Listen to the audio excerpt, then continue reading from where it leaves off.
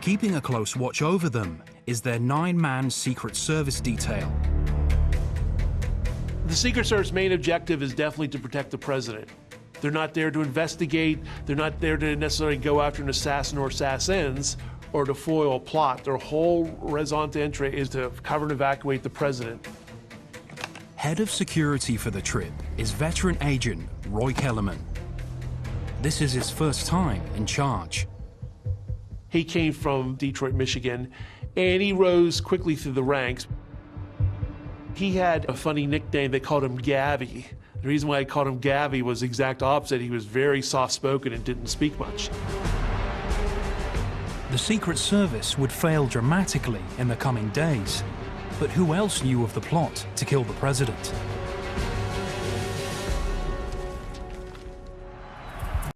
The fires of frustration and discord are burning in every city.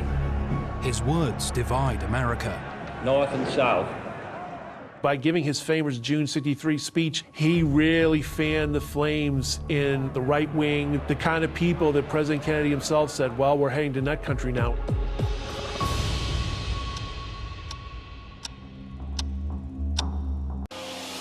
Kellerman and his agents are doing their best to create an envelope of security around Jackie and the president. Working as a team, they know exactly what to look for. You're looking for something out of place. You're looking for an angry face, somebody with their hands in their pockets. They'll tell them in a nice way, please remove your hands from your pockets. This is the stressful part of their job. This is what they signed up for. They knew that when they made the White House detail, they were the elite of the elite. Kellerman and his team are about to be tested like never before. It's raining as Air Force One touches down at Carswell Air Force Base. No one aboard expects anyone to notice the presidential party's arrival this late. But as Roy Kellerman looks out of his window, he mutters, "I'll be damned." Thousands have braved the rain, hoping to glimpse Jackie. Roy Kellerman, I'm sure he couldn't believe the crowd. It was like they were greeting a rock star. It was like Beatlemania, maybe before Beatlemania began with the Kennedys. It might be terrible weather conditions and late at night, but this might be one's only opportunity to see them up close and personal. Kellerman knows not everyone in Texas will be so welcoming. Tomorrow, they are due in Dallas.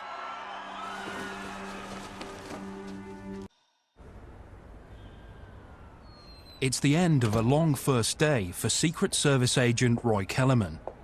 With his charges secure in Suite 850 of the Hotel Texas, he clocks off. But as Kellerman heads to bed, many of his agents head to the bar. 9 agents drank the night before the assassination. That's grounds for removal from the agency. If they only would have left the front and rear pieces on and even had that open piece in the middle, that would have been a security function. It's a psychological deterrent because so many people wrongly assumed it was bulletproof when an assassin or assassins even try with it on. If you listen to the narration that morning on WFAA ABC, they say, wow, the president is amazing. Instead of getting into the president's limousine, he's heading towards the crowd. Secret Service boss Roy Kellerman may be getting used to this scene, but he's not letting his guard down. You can see Roy Kellerman, everybody. He's looking to see that the various local police and local agents are in place. He's looking to see that rope line is there. He's looking to see everything appears to be normal.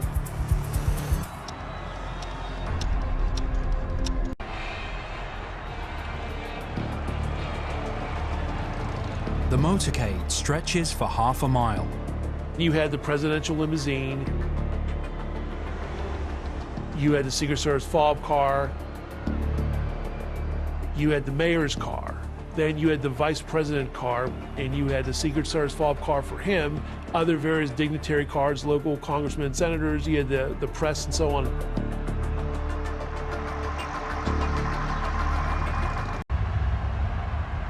The City of Dallas police have deployed over 700 men, but unusually, none are guarding Dallas's many high-rise rooftops.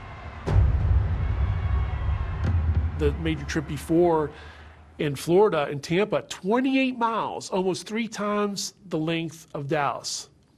They had multi-story building rooftops guarded with all the sheriff's department, with heavy arms. In fact, I spoke to the lead motorcycle officer in Tampa. He told me, oh, every multi-story building at 28 miles had armed men, and they would have shot anybody untoward during that motorcade. Got a pretty good crowd of people down here on Turtle Creek.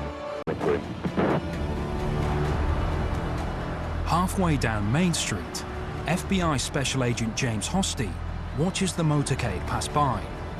He's shocked at how exposed the President and First Lady are. All the Secret Service agents are in the car behind. When you realize the building rooftops weren't guarded, there's people hanging all out of windows, you realize they weren't on the back of the car in a concentrated fashion. And there wasn't more motorcycles bracketing the car, and even the use of the bubble top. It makes you realize how much Kennedy was a sitting duck. 10-4-1, is a pretty good crowd there. The motorcade turns off Main Street and enters Dealey Plaza. And they make a short right-hand turn onto Houston Street. In the presidential car, Jackie hears Governor Connolly's wife say to the president, "You certainly can't say that the people of Dallas haven't given you a nice welcome." And the president says, no, you sure can't. Then they make the really tight jog onto Elm Street. Now, this was all a violation of Secret Service protocol and common sense. You're never supposed to take the president in a situation where you're slowing the car down like that. The president's car is now turning onto Elm Street, and it will be only a matter of minutes before he arrives at the trademark. I was on Simmons Freeway earlier, and even the freeway was jam-packed with spectators waiting their chance to see the president. The first shot rings out.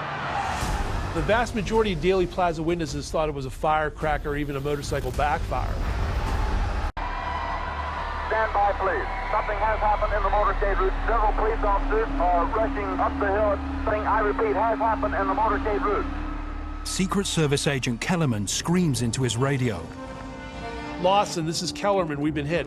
Wynn Lawson was the agent in the lead car in front of them. We've been hit. Get us to the hospital immediately. Stand by. 10-4 Parkland has been notified, 1232.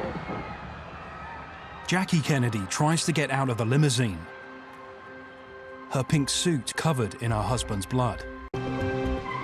As the motorcade screeches to a halt, Agent Kellerman helps lift the president out of the car.